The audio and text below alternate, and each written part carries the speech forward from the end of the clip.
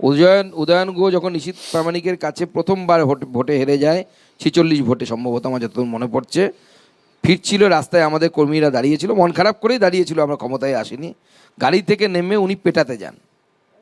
ভাবুন, একজন মন্ত্রী, এখন তিনি মন্ত্রী, তখন মন্ত্রী ছিলেন না, তো পেটাতে এসেছে। তা আমাদের নেতারাও তো লড়াকু নেতা, তারা দিয়ে দিয়েছে উত্তম মধ্যম, হাত ভেঙে গেছিল। তাকেই এবার আমরা প্রার্থী করেছি, অজয় রায়কে। আপনার নিজের জেলা দক্ষিণ দিনাজপুর কি হবে? দেখুন, দক্ষিণ দিনাজপুরে আমার বিশ্বাস যে এবার যদি সমস্ত ইকুয়েশন ঠিক থাকে, গতবার আমরা 3টে জিতেছিলাম, এবার আমাদের টার্গেট হচ্ছে ডবল করা, 6। আমরা বেশ কিছু সিট আছে যেখানে যেখানে হিন্দু ভোটের সংখ্যাটা একটু কম, ওখানে কম বলতে মুসলিম ভোটটা একটু বেশি তুলনামূলক, আমরা ওই ভোটটা পাই না।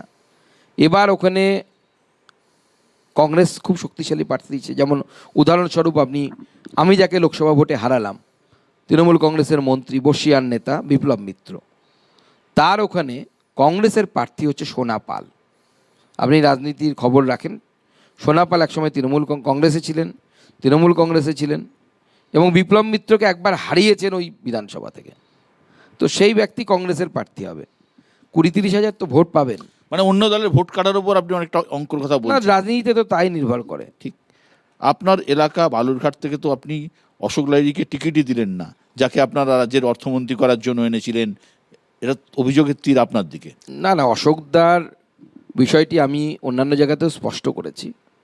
অশোকদার নামই টিকিটের তালিকায় 1 নম্বরে ছিল, তিনিই দাবিদার ছিলেন। তিনি হলে আমার পরিশ্রম কম হতো, কারণ তাকে আরেকবার পরিচয় করানোর কোনো প্রয়োজন পড়তো না আমার, যেটা বাদবাকি 2জন বিধায়কের ক্ষেত্রে হয়েছে।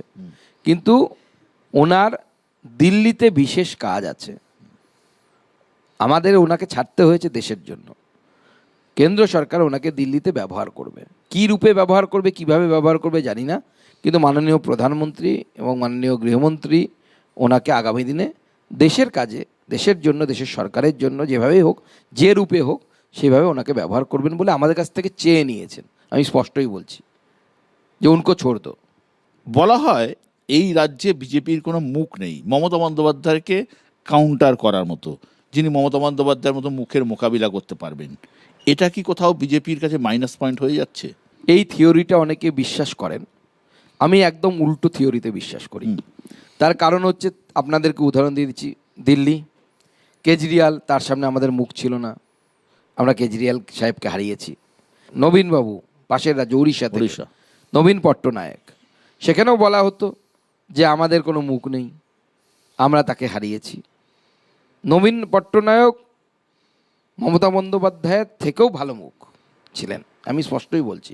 কারণ তিনি শুধু সততা নয়, সততার সাথে সাথে ইন্ডাস্ট্রিয়ালাইজেশন কীভাবে করতে হবে, কীভাবে রাজ্যের ইকোনমিক হেলথকে, ফিসক্যাল হেলথকে ভালো রাখতে হবে, তার নিদর্শন দেখিয়ে গেছেন। আজও উড়িষ্যা গ্রিন কালার থাকে নীতি আয়োগের ইয়েতে, বাংলা যেখানে লাল, আমরা 17তম পজিশনে আছি ফিসক্যাল হেলথের ক্ষেত্রে।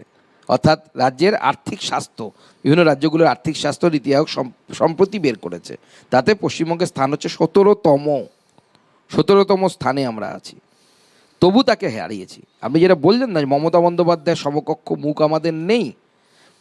অস্ট্রেলিয়া যদি ভারতবর্ষে আসে টেস্ট সিরিজ খেলতে, আপনি ইডেনে পাটা পিচ বানাবেন, নাকি আপনি মোহালিতে নিয়ে গিয়ে সুইং পিচে অস্ট্রেলিয়াকে খেলাবেন?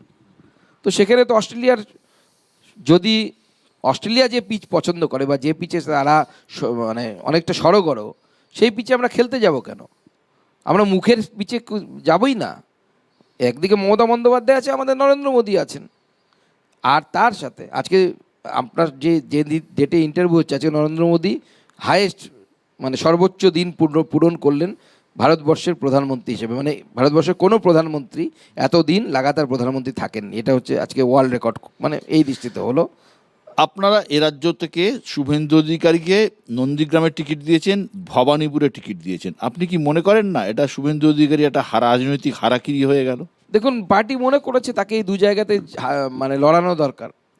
আমরা তো ভেবেছিলাম যে নন্দীগ্রামে অভিষেক বন্দ্যোপাধ্যায় প্রার্থী হবেন, তিনি সাহসী পেলেন না, তিনি লড়তে পারলেন না। আমাদেরই এক কর্মীকে নিয়ে গিয়ে, পবিত্র, তাকে নিয়ে গিয়ে দাঁড় করালেন। আমরা তো ভেবেছিলাম 2 জায়গাতে 2 শক্তিশালী ক্যান্ডিডেট দাঁড়াবেন, আর আমাদের বিরোধী দলনেতা দেবেন। আপনারা দেখুন না কি হয়। অপেক্ষা করুন কি হচ্ছে। আপনি বিশ্বাস করেন ভবানীপুরে শুভেন্দু অধিকারী মমতা বন্দ্যোপাধ্যায় হারাতে পারবে? আমরা তো সেই জন্য দিয়েছি। নন্দীগ্রামে যদি হারাতে পারেন তো ভবানীপুরে হারাতে পারবেন না কেন? নন্দীগ্রামের থেকে তো ডেমোগ্রাফি ভবানীপুরে ভালো আমাদের রেসপেক্টে। ভোট কি শুধু ডেমোগ্রাফিতেই হয়? শুধু ডেমোগ্রাফিতে হয় না, কিন্তু একটা পোর্শন ভোট ডেমোগ্রাফি, পশ্চিমবঙ্গের যা বর্তমান পরিস্থিতি, মুসলিম ভোট আমরা পাই না। এ তো মিথ্যে কথা বলে লাভ নেই। তো 65,000 মুসলিম ভোট যদি নন্দীগ্রামে থাকে, তো তার যত পার্সেন্ট ভোট পোল হবে তার 99% ভোট তৃণমূল কংগ্রেস পাবে।